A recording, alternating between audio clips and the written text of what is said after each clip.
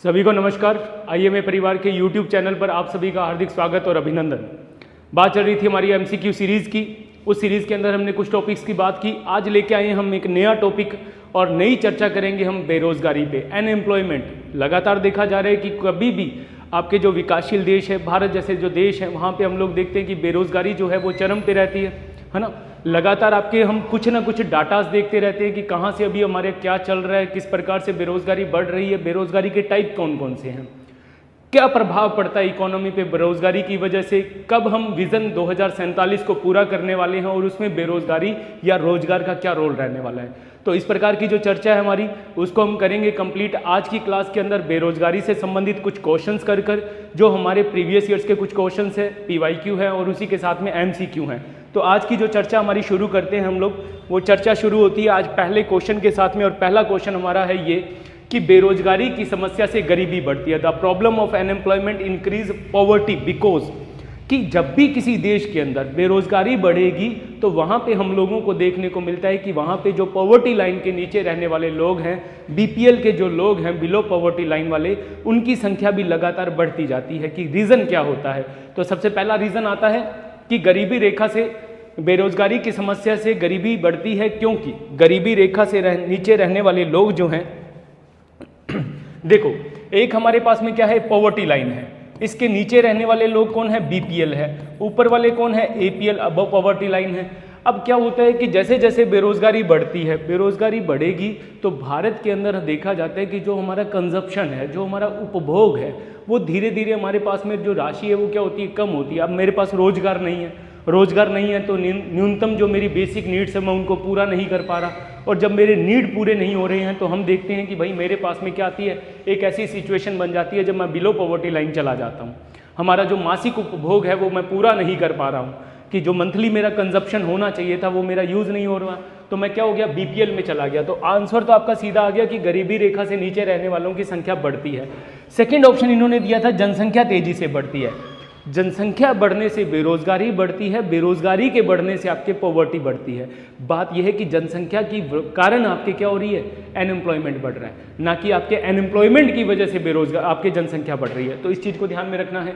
मुद्रास्फीति की दर बढ़ती है, तो ये मौद्रिक नीतियों का उपाय है, मौद्रिक नीति का उपाय है, जिसके अंदर आपके क्या किया जाता है कि मुद्रास्फीति की दर जो है वो बेरोजगारी की वजह से नहीं बढ़ रही है। मुद्रास्फीति जो है वो आपके मौद्रिक नीतियों के कारण हो रही है। कभी कभी हम इस बेरोजगारी से बाहर आने के लिए मुद्रास्फीति को लाना चाहते हैं। भारत जैसे विकासशील देशों के अंदर 4 ± 2% की बात की जाती है कि ये दर रहना जरूरी है ताकि डिमांड जो है वो बनी रहें। ठीक है, ब्याज दर बढ़ती है, ब्याज दर भी आपके किसका रहेगा, कि आपके मौद्रिक नीतियों का पार्ट हो गया ये भी। ठीक है, तो इसलिए आपके देखा जाएगा तो पहला क्वेश्चन क्या आ जाता है कि बेरोजगारी की समस्या से गरीबी बढ़ती है, क्योंकि गरीबी रेखा से नीचे रहने वाले लोगों की संख्या जो है वो लगातार बढ़ती जाती है। अब देखो, फॉर एग्जांपल की जो हमने पॉवर्टी लाइन खींची, फॉर एग्जांपल ले रहा हूँ कि जो भी आपके 5,000 रुपये मंथली खर्च करता है, वो आपके कंजप्शन करता है। अगर 5,000 कोई खर्च कर रहा है तो वो तो APL है, अबव पॉवर्टी लाइन है। 5,000 से नीचे खर्च करने वाला कौन है? BPL है। मान लीजिए कि मैं हूँ, आज मैं 5,000 रुपये खर्च करता हूँ हर महीने, और मेरा क्या है कि आपके अबव पॉवर्टी लाइन में नाम आता है, पर मेरे पास में क्या आ गई, बेरोजगारी आ गई। रोजगार नहीं होगा, रोजगार नहीं होगा, इनकम नहीं है, इनकम नहीं होगी तो 5,000 एक दिन आएगा कि जब मैं 5,000 रुपये मेरा कंजप्शन नहीं होगा और मैं किस में चला जाऊंगा, BPL में। इस तरह से मेरे जैसे कई लोग जो हैं जो बेरोजगारी में आते हैं तो वो कहाँ चले जाते हैं, बिलो पॉवर्टी लाइन में चले जाते हैं।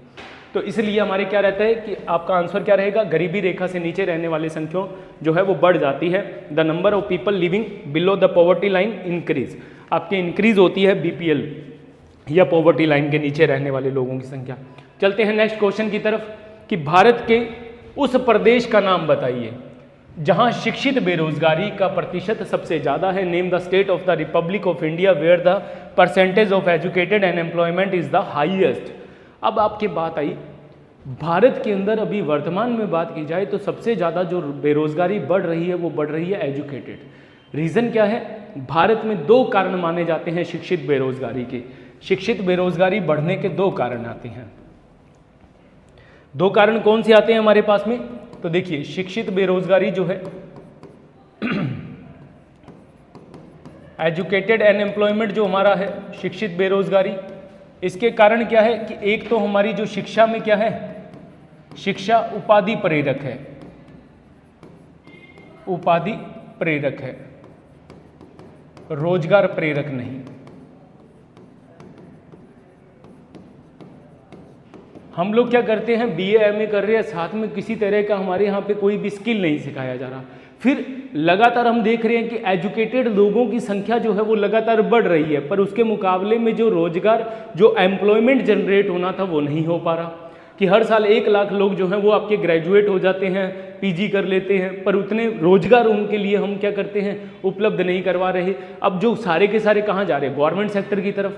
गवर्नमेंट सेक्टर चाहिए सभी को, पर प्राइवेट सेक्टर जाने के लिए आपको क्या चाहिए, आपके कॉमर्शियल एजुकेशन चाहिए, आपको टेक्नोलॉजी के साथ में आपके एजुकेशन चाहिए, स्किल चाहिए आप लोगों को। जो हमारी इस एजुकेशन के साथ में क्या है, कमी है कि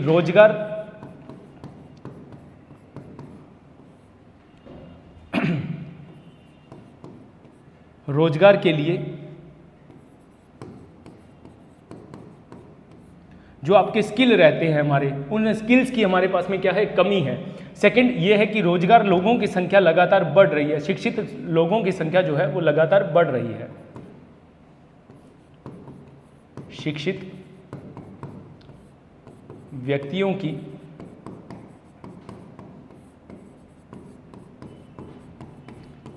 संख्या में लगातार वृद्धि तथा उतने रोजगार उपलब्ध न होना। जितने लगभग आपके लोग आ रहे हैं उतने हमारे पास में क्या है, आपके एम्प्लॉयमेंट जनरेट नहीं हो रहा है। फिर तीसरा हमारे पास में जो है कि कौशल की कमी, कौशल व तकनीकी ज्ञान की कमी,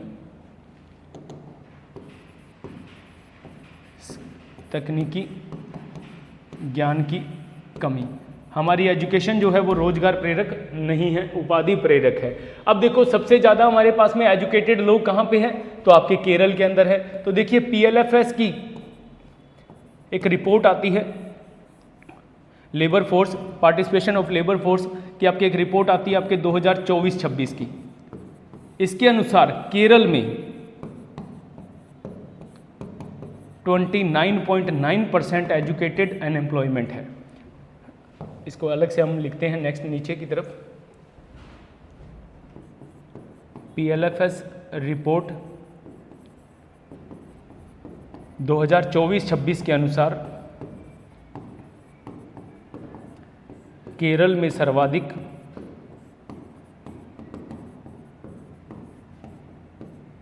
शिक्षित बेरोजगारी है।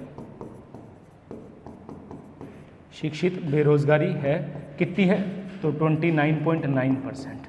तो इसलिए हमारा आंसर क्या रहेगा, केरल आपका आ जाएगा।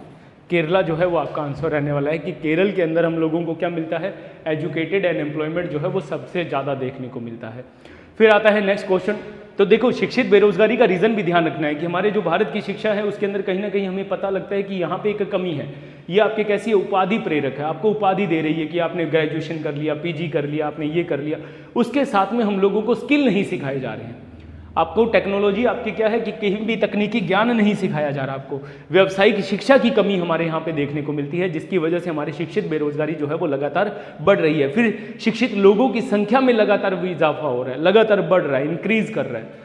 आपके जो लोग हैं पढ़े लिखे उनकी संख्या बढ़ रही है, पर उतने एम्प्लॉयमेंट जो है हमारा जनरेट नहीं हो पा रहा, तो इस कारण हमें देखने को मिलता है। नेक्स्ट क्वेश्चन आता है हमारे पास में, छिपी बेरोजगारी, छिपी बेरोजगारी या डिस्गाइज्ड अनएम्प्लॉयमेंट, छिपी बेरोजगारी या फिर आपके डिस्गाइज्ड अनएम्प्लॉयमेंट। तो डिस्गाइज्ड अनएम्प्लॉयमेंट क्या है, या छिपी बेरोजगारी जिसे हम कहते हैं आपके प्रच्छन्न बेरोजगारी, प्रच्छन्न बेरोजगारी या डिस्गाइज्ड अनएम्प्लॉयमेंट। कि डिस्गाइज्ड अनएम्प्लॉयमेंट रेफर्स टू कि आपके छिपी बेरोजगारी से तात्पर्य क्या है, बेरोजगार व्यक्तियों से, गृहिणियों में बेरोजगारी से, 60 वर्ष से अधिक आयु वाले व्यक्तियों में बेरोजगारी से, या किसी कार्य में जिसको कम व्यक्ति कर सकते हैं, अधिक व्यक्तियों का लगे रहना। तो देखिए सिंपल सा बात है, हमारे दो सेक्टर के अंदर, एक तो एक सेक्टर जो है कृषि क्षेत्र में ये सबसे ज़्यादा है, कृषि क्षेत्र में सर्वाधिक रहती है, कृषि क्षेत्र में ये सबसे ज़्यादा देखने को मिलती है। यहाँ पे बात क्या की जाती है कि भाई आपके जो कृषि क्षेत्र है, अब एक खेत है, उस खेत में काम करने वाले जो लोग हैं, मान लीजिए कि ये खेत है, इस खेत के अंदर क्या किया जा रहा है कि गेहूं का उत्पादन हो रहा है, कि गेहूं का उत्पादन हो रहा है। इसमें 4 लोग काम कर रहे हैं, एक परिवार के 4 व्यक्ति जो हैं वो आपके काम कर रहे हैं, 4 व्यक्ति इसका काम करते हैं। अब 4 व्यक्ति काम कर रहे हैं, फॉर एग्जाम्पल कि हमारे पास में 100 किलोग्राम गेहूं का उत्पादन हुआ। अगले साल जब हमारे गेहूं की बारी आई तो इसमें से क्या किया गया कि 2 लोगों को हटा दिया, एक व्यक्ति को हटा दिया गया, 3 व्यक्ति काम कर रहे थे और गेहूं का उत्पादन जो हुआ वो वापस से कितना हुआ, 100 किलोग्राम।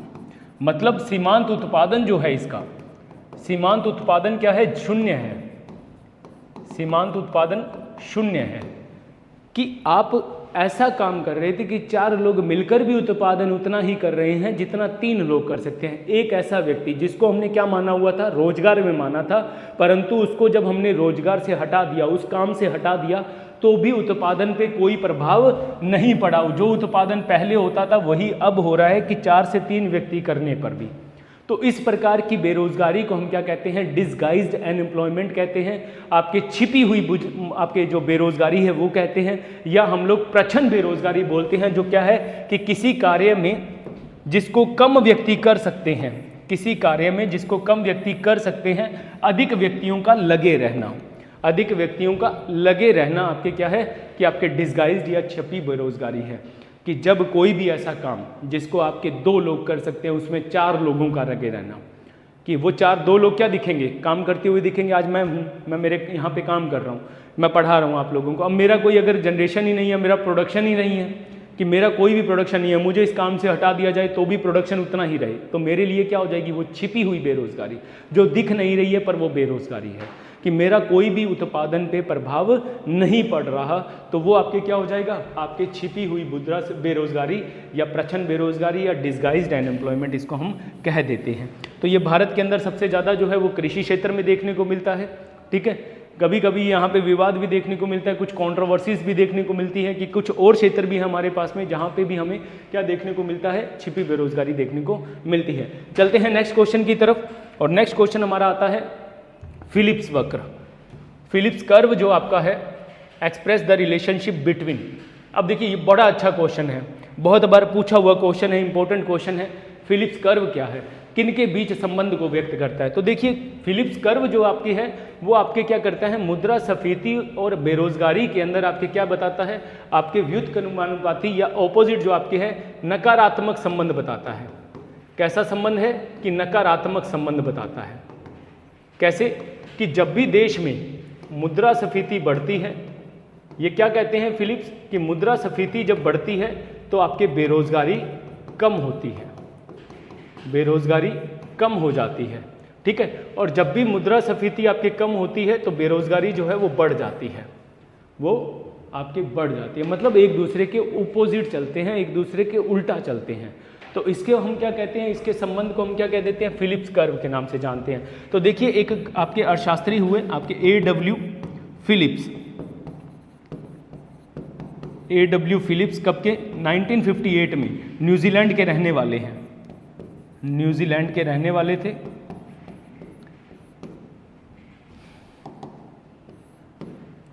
इन्होंने आपके क्या किया, 1958 के अंदर क्या बनाया, फिलिप्स वक्र या कर्व बनाया।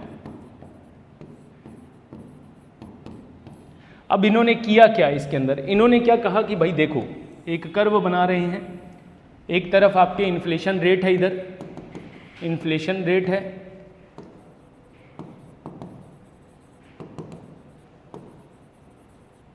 महंगाई दर है या मुद्रास्फीति की दर है।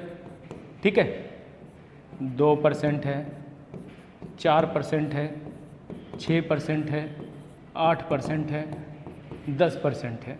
ठीक है, इधर आपके क्या लिख दिया इसने, अनएम्प्लॉयमेंट के रेट लिख दिया, अनएम्प्लॉयमेंट रेट या बेरोजगारी दर, बेरोजगारी दर। अब यहाँ पे क्या हो रहा है कि जब ये कहते हैं कि आपके क्या कह रहे हैं कि जब आपके महंगाई अगर 2% पे है तो जो बेरोजगारी है 2%,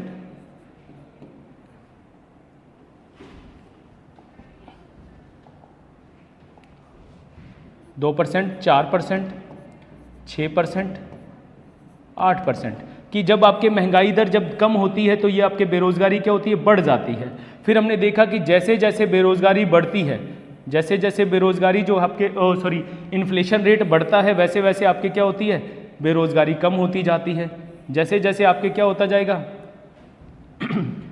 आपके महंगाई दर बढ़ती जाएगी तो बेरोजगारी दर क्या होती जाएगी, कम होती जाएगी। यही कर्व आपका क्या कहलाएगा, यही आपका फिलिप्स कर्व कहलाता है, फिलिप्स वक्र कहलाता है। पर कभी कभी क्या होता है कि हम लोगों को यहाँ पे एक और चीज़ समझ के चलते हैं कि फिलिप्स कर्व क्या कह रहे हैं कि जैसे जैसे महंगाई बढ़ती है, जैसे जैसे महंगाई या इन्फ्लेशन बढ़ता है, इन्फ्लेशन में वृद्धि होती है, वैसे वैसे बेरोजगारी की दर में कमी आती है, बेरोजगारी की दर में कमी आती है। क्यों आती है भाई, तो देखो जब महंगाई का कारण क्या होता है कि डिमांड्स बढ़ती हैं, महंगाई के टाइम पे डिमांड्स बढ़ती हैं, सप्लाई हमारी क्या होती है, कम होती है। ये रूल काम करता है, डिमांड एंड सप्लाई का ये रूल क्या हो रहा है, काम कर रहा है। अब इसमें क्या हुआ कि डिमांड सप्लाई, जब डिमांड बढ़ी सप्लाई कम हुई तो आपका जो प्रोडक्शन है, जो उत्पादन है, प्रोडक्शन या जो उत्पादन है वो क्या हो जाएगा, वो बढ़ जाएगा, उत्पादन बढ़ जाएगा। और जब उत्पादन बढ़ेगा तो आपके पास में रोजगार भी क्या होगा, बढ़ जाएगा, रोजगार बढ़ जाएगा और बेरोजगारी आपकी क्या हो जाएगी, कम हो जाएगी, बेरोजगारी कम हो जाती है। तो ये रूल काम करता है। पर कभी कभी हमें क्या देखने को मिलता है कि जब अगर मान लीजिए कि मुद्रास्फीति की दर या महंगाई दर, मुद्रास्फीति दर भी बढ़ रही हो और बेरोजगारी की दर भी बढ़ रही हो, और बेरोजगारी दर भी बढ़ रही हो, ये भी चीज़ें देखने को मिलती है कि महंगाई भी देश में बढ़ रही हो और बेरोजगारी भी बढ़ रही हो। जैसे हमने एग्जाम्पल में बार बार बात करते हैं कि भाई कोविड के टाइम पे, कोरोना के टाइम पे हमने देखा कि देश में महंगाई भी बढ़ रही थी और बेरोजगारी दर भी बढ़ रही थी। तो इसको हम क्या कहते हैं, तो इसे कहा जाता है आपके स्टैगफ्लेशन, स्टैगफ्लेशन कहा जाता है, स्टैगफ्लेशन इसे कहा जाता है कि जब आपके बेरोजगारी और मुद्रास्फीति की जो दर है, इन्फ्लेशन रेट और आपके जो अनएम्प्लॉयमेंट रेट है, अनएम्प्लॉयमेंट का जो रेट है वो क्या होता है, दोनों पॉजिटिव हों, दोनों अगर एक दूसरे के साथ पैरेलल बढ़ रहे हों तो उसे हम क्या कहते हैं, स्टैगफ्लेशन कहते हैं। इस सिचुएशन में हमने देखा, जैसे एग्जांपल अगर हम ले कोविड का, कोविड-19 के टाइम पे हमने देखा देश के अंदर इन्फ्लेशन बढ़ रहा था, महंगाई बढ़ रही थी और हमारा प्रोडक्शन जो था वो रुक गया था। हम लोगों ने देखा कि पूरी इंडस्ट्री सेक्टर जो है वो बंद हो चुका है ना। तो उस समय पे हम लोगों ने देखा कि बेरोजगारों की संख्या भी बढ़ गई और महंगाई भी बढ़ गई। तो वो आपके कहाँ पे आया, आपके स्टैगफ्लेशन देखने को मिला। जहाँ भी आप लोगों ने देखा कि किसी तरह का कोई डिजास्टर या क्राइसिस जब होता है तो वहाँ पे हम लोगों को ये देखने को मिलता है। फिर देखो कि अब हमारा आता है कि फिलिप्स वक्र किसके बीच में आता है, तो देखिए मुद्रास्फीति नहीं, डिफ्लेशन और बेरोजगारी नहीं है, इन्फ्लेशन और बेरोजगारी के बीच में नकारात्मक संबंध है। फिर यहाँ लिखा था इन्फ्लेशन और अदृश्य आपके इनविजिबल अनएम्प्लॉयमेंट, मुद्रास्फीति और चक्रीय बेरोजगारी नहीं, आपका मुद्रास्फीति, इन्फ्लेशन और बेरोजगारी जो है, आपके महंगाई दर और आपका अनएम्प्लॉयमेंट जो है, उनके बीच में ये पॉजिटिव आपके नेगेटिव संबंध बताता है। कौन, फिलिप्स कर्व, जो कब बनाया, 1958 में A.W. फिलिप्स न्यूजीलैंड के रहने वाले थे। ठीक है, तो चलते हैं अब नेक्स्ट क्वेश्चन की तरफ। और नेक्स्ट क्वेश्चन हमारा आता है कि भारत में कौन सी ज़्यादा बेरोजगारी है। Unemployment in India is mostly due to, कि कौन सी बेरोजगारी का टाइप है जो भारत में सबसे ज़्यादा देखने को मिलता है। अब देखिए सबसे पहला ऑप्शन आप लोगों के लिए लिखा गया प्रौद्योगिकी है, टेक्नोलॉजिकल। टेक्नोलॉजिकल अनएम्प्लॉयमेंट कहाँ देखने को मिलता है कि जब आपकी टेक्नोलॉजी बदलती है और टेक्नोलॉजी के बदलने से हम लोग जो उस टेक्नोलॉजी को नहीं जानते तो वो लोग क्या हो जाते हैं, उस काम से बाहर हो जाते हैं और वो टेक्नोलॉजिकली आप लोगों के अनएम्प्लॉयमेंट में आ जाते हैं। जैसे हमने देखा कि कोई घड़ी साज था जो पहले घड़ियाँ सुई वाली घड़ियाँ सेट करता था, अभी हमारी डिजिटल वॉच आ गई जो उसको सही करनी नहीं आ रही, तो वो टेक्नोलॉजी की वजह से क्या हुआ, आपके बेरोजगार हो गया, उसको काम नहीं मिल रहा है ना। तो फिर सेकंड हमने देखा साइक्लिकल, चक्रीय। ये प्रौद्योगिकी तो तकनीकी में परिवर्तन के कारण, तकनीकी परिवर्तन के कारण आती है, परिवर्तन के कारण। सेकंड हमारा है चक्रीय, ये हमारा डिमांड, मांग के कारण, मांग में कमी हो गई है ना। चक्रीय साइक्लिकल, कभी मांग बढ़ गई तो हमारी डिमांड्स आ गई, जब डिमांड्स कम हो, हमारी डिमांड्स कम हुई तो अनएम्प्लॉयमेंट कम हो गया है ना किसी चीज़ का। हम देखते हैं कि टूरिज्म सेक्टर के ऊपर जिनकी इकोनॉमी डिपेंड करती है, अब टूरिज्म है। अब जैसे हम बात करें उत्तराखंड की, अब बारिश का फ्लड का सीजन है, वहाँ पे आप लोगों को क्या देखने को मिलता है कि डिमांड्स नहीं है वहाँ पे, तो बेरोजगारी बढ़ गई। जैसे ही डिमांड्स आएंगी तो आपके बेरोजगारी कम हो गई। तो चक्रीय आपका डिमांड के साथ में काम करेगा, डिमांड सप्लाई के कारण काम करेगा। संघर्ष संबंधी जो होता है हमारा, कॉन्फ्लिक्ट रिलेटेड जो होता है कि वो उसका केवल आपके क्या चलता रहता है कि जब वो आपके एक काम से दूसरे काम की तरफ जाता है तब हम देखते हैं इसको, हम एक और नाम भी देंगे इसको। फिर आती है संरचनात्मक, सबसे मोस्ट इंपॉर्टेंट जो भारत के अंदर पाई जाती है वो है कि आपकी अर्थव्यवस्था का बदल जाना, अर्थात कृषि आधारित अर्थव्यवस्था का, कृषि आधारित अर्थव्यवस्था का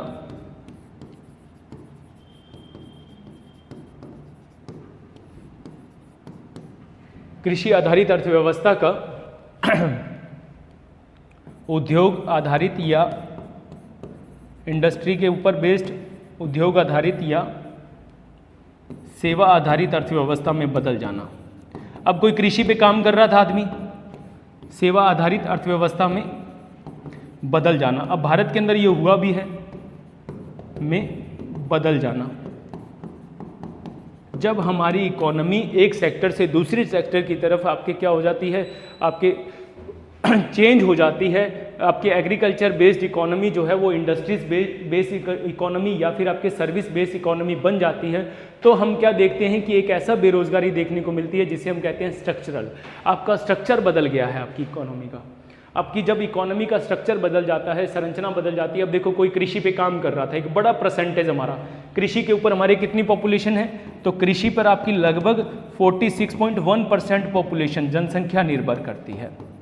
ठीक है, अब ये आपकी जनसंख्या जो है, इनको अगर हम कह दें कि भाई सेवा में काम कर लो, सर्विस सेक्टर में काम कर लो, कर पाएंगे? नहीं कर पाएंगे। मैं कह दूं किसी किसान को कि जाके पढ़ा लो, आप डॉक्टर बन जाओ, या ये कर लो, वो कर लो, सर्विस में काम कर लो, वो सर्विस में आपके नहीं आ पाएंगे।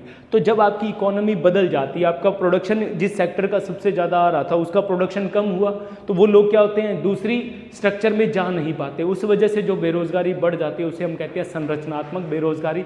और भारत में सबसे ज़्यादा जो मिल रही है इनमें से वो कौन सी है, संरचनात्मक या स्ट्रक्चरल अनएम्प्लॉयमेंट जो है हमें देखने को मिलता है। ठीक है, जब हमारी इकोनॉमी एक सेक्टर से दूसरे सेक्टर की तरफ, या फिर हमारा जो स्ट्रक्चर है इकोनॉमी का वो बदल जाए, तो उसे हम क्या कहते हैं, उसे हम कहते हैं आपके स्ट्रक्चरल अनएम्प्लॉयमेंट। तो चलते हैं नेक्स्ट क्वेश्चन की तरफ। और नेक्स्ट क्वेश्चन आता है कि भारत में छिपी हुई बेरोजगारी या प्रछन्न बेरोजगारी, डिस्गाइज्ड अनएम्प्लॉयमेंट, जो बात करके आ चुके हैं पहले, ऑलरेडी बात कर ली है कि डिस्गाइज्ड अनएम्प्लॉयमेंट क्या था। ऐसा अनएम्प्लॉयमेंट कि जो कोई एक काम है जिसके अंदर ज़्यादा लोग लगे हुए थे, उनमें से कुछ लोगों को अगर आपने बाहर निकाल दिया है उस काम से, तो भी उत्पादन पे कोई प्रभाव उनका नहीं पड़ा। मतलब उनका जो प्रभाव था ना, उत्पादन जो था वो सीमांत शून्य रहा, आपका उपयोगिता जो थी वो शून्य थी, प्रोडक्शन नहीं था। वो ज़्यादा कहाँ देखने को मिलता है आपको, एग्रीकल्चर में, है ना। देखो बताओ, एक एग्रीकल्चर सेक्टर लिखा है। अब एग्रीकल्चर सेक्टर में हम देखते हैं कि एक ही परिवार के कई लोग जो हैं वो खेत पे निर्भर करते हैं। अगर उनमें से 2 लोगों को हम हटा दें तो भी उत्पादन उतना ही है। ठीक है, तो कृषि के अंदर है, गांवों के अंदर भी हम लोगों को ये देखने को मिलेगा, क्योंकि एग्रीकल्चर सेक्टर कहाँ पे है, गाँवों के अंदर है, तो 2 हो गए। फिर है विनिर्माण क्षेत्र, मैन्युफैक्चरिंग सेक्टर। अब बताओ, क्या मैन्युफैक्चरिंग सेक्टर में आपको रोजगार मिलेगा जहाँ पे आपका प्रोडक्शन 0 है, मैं कोई प्रोडक्शन नहीं कर रहा हूँ, मेरा को हटा दे तो भी कोई फर्क नहीं पड़ेगा और कंपनी मुझे काम में रखे हुए, होगा क्या? ऐसा नहीं हो पाता। तो मैन्युफैक्चरिंग सेक्टर में केवल उन्हीं को काम मिलेगा जिनका प्रोडक्शन होता है, जो उत्पादन कर रहे हैं, तो हमारा यहाँ पे नहीं आता। शहरों के अंदर भी आपको इस तरह का कुछ नहीं देखने को मिलेगा कि आपका उत्पादन 0 है, आपका प्रोडक्शन 0 है और आप काम पे लगे हुए हैं, आपको कोई भी ऐसा काम नहीं मिलने वाला। तो हमारा आंसर क्या रहता है, आपका 1 और 2 जो है वो आपका रहने वाला है। Disguised unemployment in India is mainly related to agriculture sector और रूरल सेक्टर। ठीक है, 2 जगह रहने वाले हैं, आपके अर्बन सेक्टर और मैन्युफैक्चरिंग सेक्टर के अंदर इनका योगदान नहीं आता है। ठीक है, तो सीधा सा है प्रचंड बेरोजगारी, आपका जो सीमंत उत्पादन है वो आपका शून्य रहता है, जीरो रहता है। आपका उत्पादन पे कोई भी प्रभाव नहीं है अगर आपको उस काम से हटा दिया जाए। अगर आपको रख लिया जाए तो भी आपका उत्पादन नहीं बढ़ रहा, आपको हटा दिया जाए तो भी कोई उत्पादन नहीं बढ़ रहा, तो ये क्या है, डिस्गाइज्ड अनएम्प्लॉयमेंट कहलाता है। अब चलते हैं नेक्स्ट क्वेश्चन की तरफ। अब देखो नेक्स्ट क्वेश्चन आप लोगों के लिए है, बताइए सभी आंसर कीजिए इसका, कि धनी अधिक धनी होते जा रहे हैं और निर्धन अधिक निर्धन, यह जानने के लिए किस बात की तुलना करना आवश्यक है। हम लोग कह देते हैं कि भाई अमीर तो अमीर होता जा रहा है, गरीब गरीब होता जा रहा है, और यह जानने के लिए किस बात की तुलना करना आवश्यक है। To know that the rich are becoming richer and the poor are becoming poorer, what is the necessary to compare. आपके किस चीज़ को कंपेयर करें कि जिससे हमें पता लगे कि अमीर अमीर होता जा रहा है और गरीब गरीब होता जा रहा है, बताइए, कीजिए आंसर आप इसका।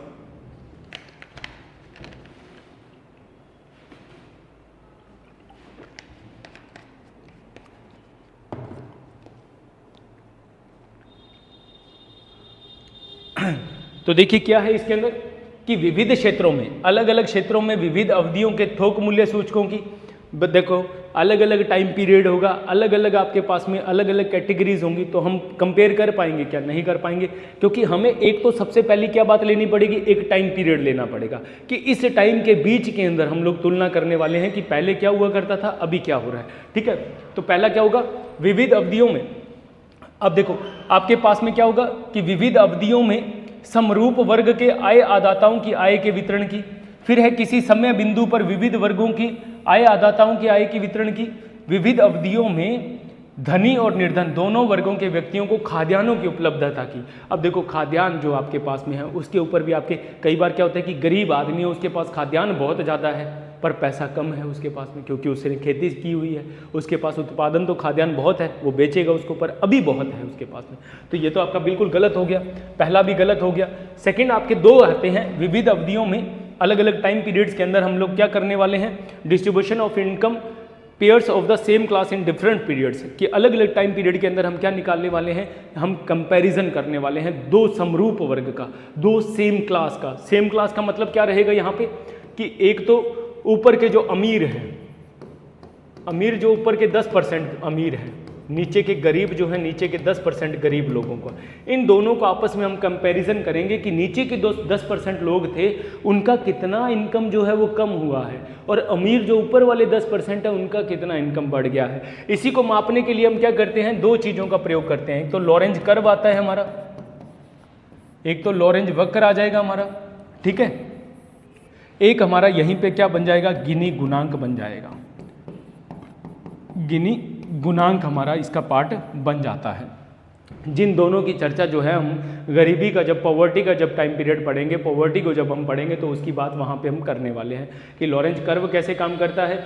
1905 का लॉरेंज कर्व था और 1912 के अंदर गिनी गुणांक आता है, ये दोनों किस प्रकार से काम करते हैं तो वहाँ देखने वाले हैं। तो देखिए विविध अवधियों में समरूप वर्ग के आय आदाताओं की आय के वितरण की आपकी बात की जाएगी। समरूप वर्ग का मतलब देखो कैसे आएगा कि भाई एक ऐसा वर्ग लेने वाले हैं जिनको हम पिछले साल को भी देखेंगे, उससे पिछले साल का भी देखेंगे। अब मान लो कि मुझे उस ग्रुप में रख लिया, अब मैं पहले जब मन किया कि आज मुझे ले लिया, कल किसी और को ले लिया, परसों किसी और को ले लिया, ऐसे थोड़ा ना होगा। हम कंपैरिजन कब करेंगे, जब हमारे पास फिक्स कुछ लोग होंगे कि अब अलग अलग लोगों को लेंगे तो हो सकता है कि पिछले साल मैं अमीर था, इस साल मैं गरीब हो गया, तभी तो कंपैरिजन कर पाएंगे। मान लो पिछले साल मैं जब अमीर था तब तो मुझे काउंट किया हुआ था, इस साल जब गरीब हुआ तो मुझे काउंट ही नहीं किया। हम कंपैरिजन कब करेंगे, जब ऊपर वाले 10% जो लोग हैं उनको ले लेंगे और नीचे वाले 10% लोग हैं उनको लेंगे कि किसकी इनकम कम हो रही है, किसकी इनकम ज़्यादा हो रही है। तो आपके कैसे किया जाएगा कि जब आपके विविध अवधियों में समरूप वर्ग के आय आदाताओं की आय वितरण की आपकी जानकारी ली जाती है, तब हमें पता लगता है कि अमीर अमीर होता जा रहा है और गरीब गरीब होता जा रहा है। तो बी ऑप्शन इसका रहने वाला है। चलते हैं नेक्स्ट क्वेश्चन की तरफ। नेक्स्ट क्वेश्चन हमारा आता है कि कथन कारण पे क्वेश्चन है कि सबसे पहले आपका आता है विकास की ऊंची दर के साथ शिक्षित बेरोजगारी बढ़ती है, पहला क्वेश्चन। अब देखो इस तरह का जब भी क्वेश्चन है यह तब ही होता है जब व्यावसायिक शिक्षा की कमी होती है। देखो सबसे पहले तो हमें दोनों में से चेक करना है कि क्या कथन दोनों सही है क्या। अगर दोनों कथन सही है, अगर दोनों में से कोई भी अगर कथन गलत लगे तो फिर अपने को आंसर ही सीधा हो जाएगा, ए सही है आर गलत है या ए गलत आर सही है। पहले हमें दोनों को चेक करना है, उसके बाद में हम इनकी व्याख्या पे जाएंगे, एक्सप्लेनेशन इसका सही था या गलत था फिर देखेंगे। तो पहला देखो क्या होता है, जब किसी देश का विकास होता है, जब किसी देश का विकास होता है, विकास जब बढ़ रहा होता है तो शिक्षित बेरोजगारी बढ़ती है, ये कहता है शिक्षित बेरोजगारी बढ़ जाती है। बताओ बढ़ती है या घटती है, ये कह रहा है। अब देखो जब भी किसी देश का विकास होगा तो उसका तकनीकी विकास होता है, टेक्निकली भी उसका आपके डेवलपमेंट होता है, तकनीकी विकास होता है। तो तकनीकी जब विकास होता है तो वो व्यक्तियों की जगह, व्यक्तियों के स्थान पर, व्यक्तियों के स्थान पर मशीनों व तकनीक का प्रयोग करता है, तकनीक का प्रयोग अधिक करता है, जिससे बेरोजगारी बढ़ जाती है, जिससे बेरोजगारी बढ़ जाती है। ठीक है, पहला कथन तो बिल्कुल सही है भाई। जब भी आपके देश के अंदर जब भी डेवलपमेंट होगा, हम लोग क्या करेंगे, टेक्नोलॉजी पे काम करेंगे, हम ज़्यादा से ज़्यादा प्रोडक्शन करेंगे, और जब प्रोडक्शन करेंगे तो हमारी जगह कौन ले लेगा, व्यक्तियों की जगह कौन ले रहा है, अभी एआई ले रहा है ना, एआई का चल रहा है ना। तो डिसएडवांटेज पढ़ते हैं तो वहाँ पे ये आता है, तो तकनीकी रूप से हम लोग क्या हो जाते हैं, बेरोजगार हो जाते हैं। तो पहला कथन ठीक है, ठीक है। विकास के साथ यह तभी होता है जब व्यावसायिक शिक्षा की कमी होती है, व्यावसायिक शिक्षा या तकनीकी शिक्षा की जब कमी होती है। अब टेक्निकली एजुकेटेड है हम लोग, टेक्निकली एजुकेटेड है, कमर्शियल एजुकेशन हम लोगों को मिली हुई है।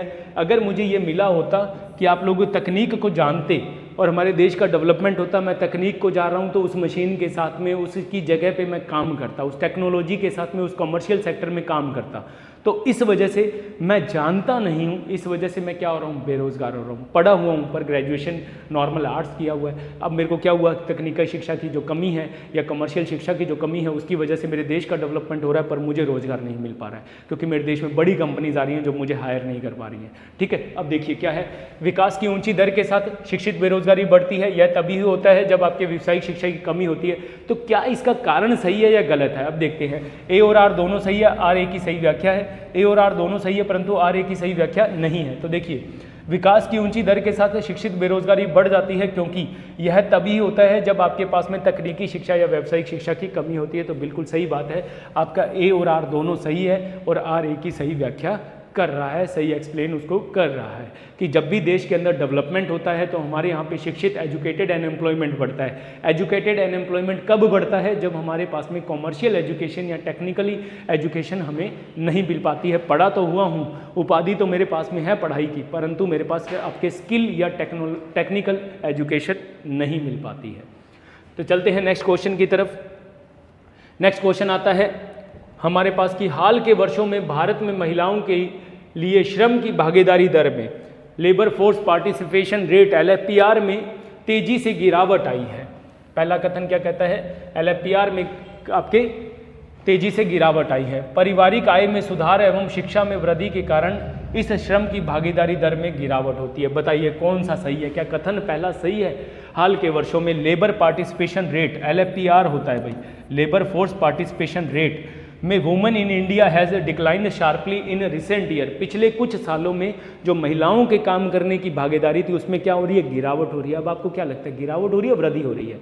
अभी हमारी ग्रोथ हो रही है, इंक्रीज कर रही है, महिलाएं आपके काम में भागीदारी जो है वो बढ़ा रही हैं। तो पहला कथन ही गलत हो गया। अब आपको आंसर मिल गया, पहला कथन गलत है तो ए गलत है और आर सही हो जाएगा। कैसे? हाल के वर्षों में भारत में महिलाओं के लिए श्रम की भागीदारी दर में गिरावट आई है। देखिए गिरावट जो हमारी रही वो 1990 से लेकर 2018 तक, 1990 से 2018, 1990 से 2018 के बीच में LFPR में महिलाओं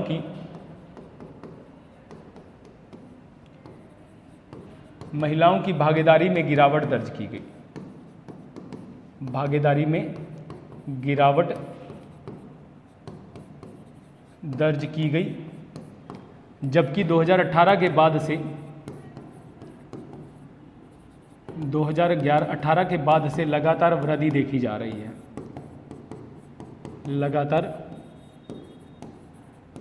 वृद्धि देखी जा रही है। ठीक है, लगातार ग्रोथ कर रहे हैं भाई यहाँ पे। फिर देखो सेकंड है कि जब आपकी पारिवारिक आय में सुधार होता है, मेरी परिवार की फैमिली इनकम जो है वो मेरी लगातार बढ़ रही है, तो हमारे एक स्टेटस के चलते हुए हम अपनी महिलाओं को काम पे नहीं भेज रहे, उस वजह से उनके क्या हो रही है, कमी आती है, बिल्कुल आ जाती है। हमारे घर के अंदर खूब पैसा है, आज वो उनको काम करने के लिए नहीं भेज रहे हैं। सेकंड है शिक्षा में वृद्धि के कारण, जब एजुकेटेड होती है वुमेन तो भी वो आपके शिक्षा में वृद्धि के कारण भी श्रम दर में, जब परिवार की इनकम बढ़ती है, एजुकेशन बढ़ती है, तो वो आपके छोटे काम जो हैं वो आपके कर नहीं रहे हैं, बड़े काम उनको मिल नहीं पा रहे हैं, तो इस वजह से भी हमारे यहाँ पे क्या होती है, कमी होती है या गिरावट देखने को मिल जाती है। तो ए गलत है और आर आपका सही हो जाएगा।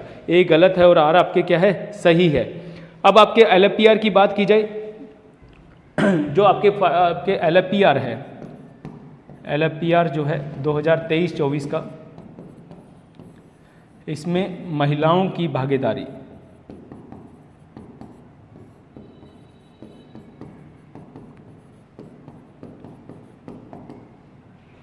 (41.7% की वृद्धि देखी गई है। ठीक है, तो ए गलत हो जाएगा और आर आपका सही हो जाएगा।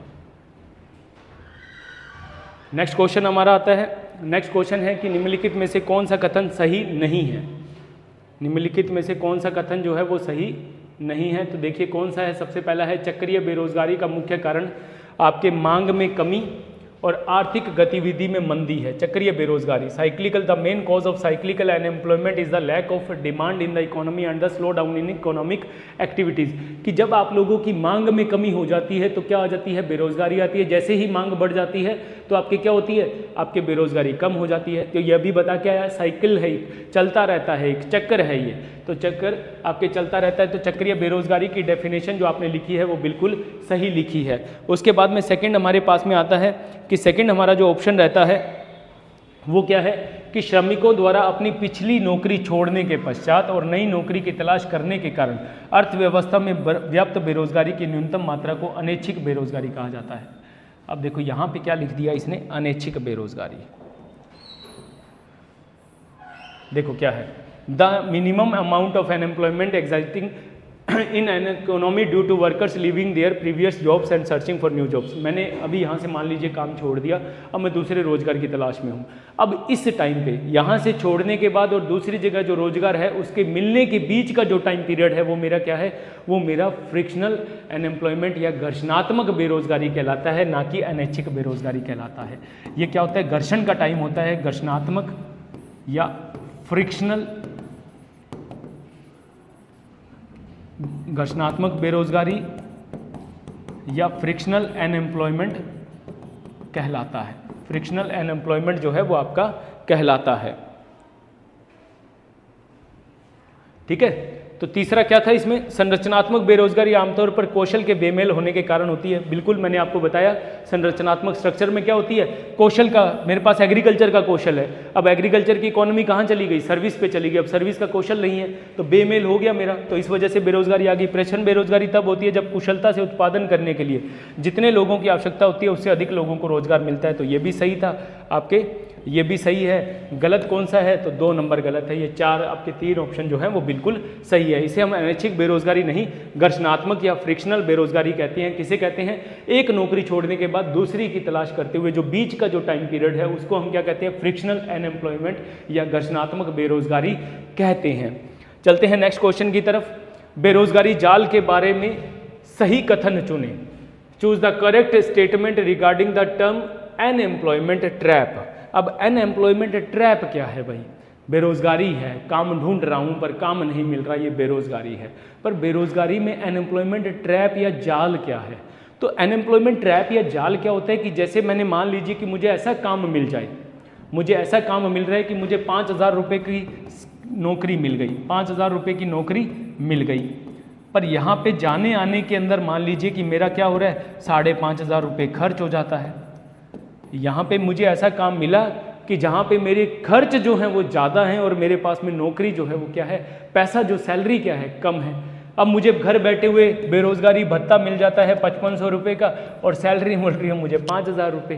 तो ये क्या है, बेरोजगारी का ट्रैप है, जाल है। कैसे है देखिए, अर्थव्यवस्था में ऐसी स्थिति जब रोजगार वृद्धि की दर बेरोजगारी आबादी में वृद्धि की दर से कम हो, नहीं, बिल्कुल नहीं। ऐसी स्थिति जब अर्थव्यवस्था की बेरोजगार आबादी रोजगार पाने के लिए प्रोत्साहित महसूस न करे, ऐसी स्थिति जब अर्थव्यवस्था के अंदर बेरोजगार आबादी, मान लीजिए मैं बेरोजगार हूं और रोजगार पाने के लिए प्रोत्साहित महसूस ना करूं, तो वो क्या है? बेरोजगारी ट्रैप है, जाल है। क्योंकि मुझे पता है कि मेरा खर्च जो है वो ज़्यादा हो जाएगा, काम मुझे कम मिलेगा, मेरी सैलरी कम है और मेरे खर्च ज़्यादा है, इसलिए मैं काम ढूंढना जब छोड़ देता हूं तो ये क्या हो जाती है? हमारी आपके अनएम्प्लॉयमेंट ट्रैप या बेरोजगारी का जाल कहलाती है। तो 2 नंबर ऑप्शन जो आपका सही है।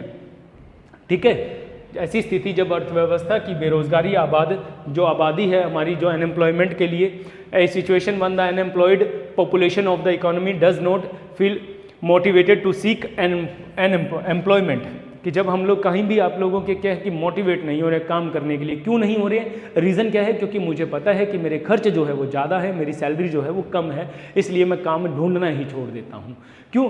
बेरोजगारी जब एक साथ में क्या होती है? लगातार बढ़ती चली जाती है। अब देखो क्या होता क्यों है, तो देखो आप लोगों की डिमांड्स नहीं आ रही है, आपकी डिमांड जो है वो क्या है? कम है, और सप्लाई क्या हो रही है? ज़्यादा हो रही है। लोग इतने ज़्यादा हो गए हैं, जब बेरोजगारी लगातार बढ़ रही है कि इतने ज़्यादा लोग हो गए हैं कि आपको काम जो है, एक काम को बुलाए कि भाई कितने रुपए लोगे, तो वो बोलेगा 100। दूसरा कोई बेरोजगार पास में बैठा है, सप्लाई ज़्यादा है, तो वो कहेगा मैं 90 में ही कर दूंगा, मैं 60 में ही कर दूंगा। धीरे धीरे आपकी वैल्यूज़ क्या हो रही है? आपकी सैलरीज क्या हो रही है? कम हो रही है। देखते हैं ना कभी कभी मंदी का जब टाइम आता है, यही दीपावली पे आप देखो, दीपावली पे आपकी डिमांड्स क्या है? ज़्यादा है, सप्लाई आपकी कम होती है, तो आप रेट भी ज़्यादा लेते हो। 100 रुपये वाला 500 मांग रहा है तो उसको मिल रहा है, क्योंकि डिमांड है। जब आपकी डिमांड्स कम रहती हैं तब आपकी सैलरीज जो हैं वो कम हो जाती हैं, और आप अपने काम करने के लिए क्या होती है? वो बेरोजगार आबादी जो है वो आपके मोटिवेट नहीं हो रही है रोजगार के लिए, क्योंकि उसको पता है उसकी सैलरीज कम है, उसके खर्च ज़्यादा है। तो उसे हम क्या कहते हैं? आपके बेरोजगारी जाल या आपके अनएम्प्लॉयमेंट ट्रैप कहते हैं। अब आता है नेक्स्ट क्वेश्चन हमारी तरफ। तो नेक्स्ट क्वेश्चन क्या है? LFPR की बात की गई है, लेबर फोर्स पार्टिसिपेशन रेट है।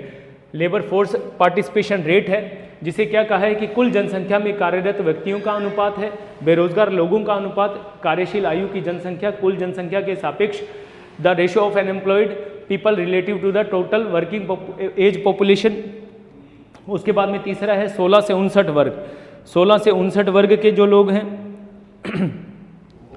अब देखो LFPR के लिए एक सूत्र यूज करेंगे हम लोग कि आपकी कार्यशील आयु जनसंख्या। सबसे पहले तो कार्यशील आयु जनसंख्या के ध्यान होना चाहिए कि 16 से 59 या 16 से 64। तो 16 से 64 के लोग हैं, ठीक है। 16 से 64 वाले जो लोग हैं कि लोगों का अनुपात जो कार्य के लिए उपलब्ध है, ऐसे लोग जो कार्य कर रहे हैं और कार्य की तलाश में हैं। श्रम बल का हिस्सा कौन बनता है? उस लेबर फोर्स का हिस्सा कौन बनेगा? वो लोग जो काम कर रहे हैं और काम करना चाहते हैं, वो लेबर फोर्स का आपके हिस्सा है। उसी लेबर फोर्स का हिस्सा कौन है? 16 से 64 के लोग जो आपके काम की तलाश में है या काम कर रहे हैं, वो आपके कहलाते हैं। तो LFPR के लिए याद रखिएगा, LFPR बराबर श्रम बल बटा कार्यशील आयु जनसंख्या बटा कार्यशील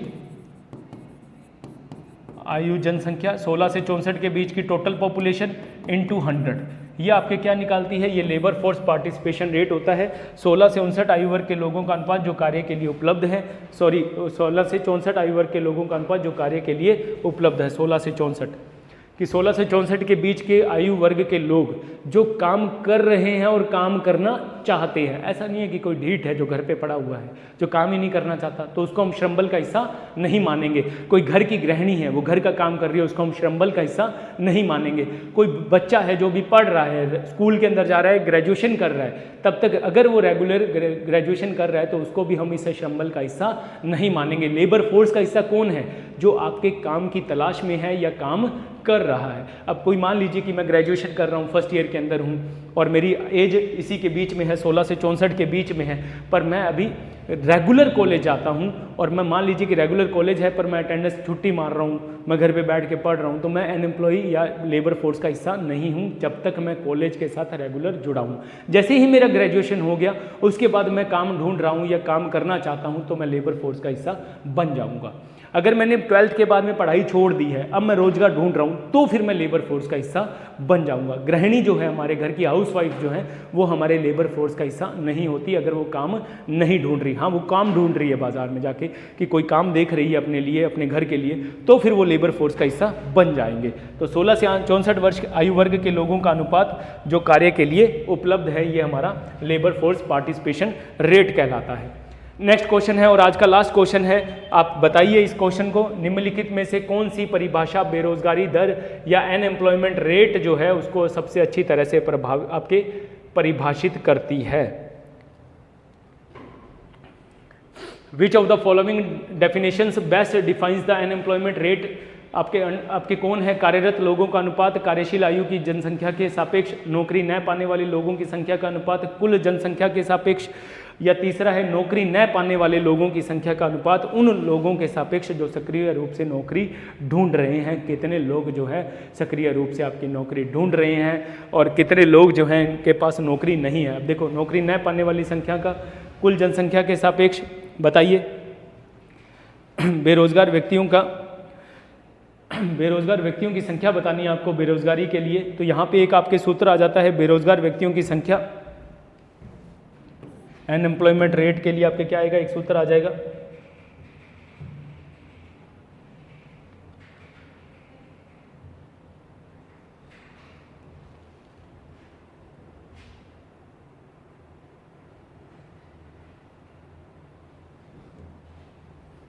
देखिए अनएम्प्लॉयमेंट रेट बराबर बेरोजगार व्यक्तियों की संख्या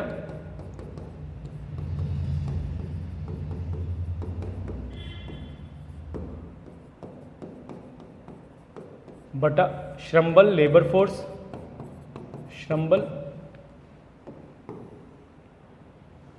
इंटू 100।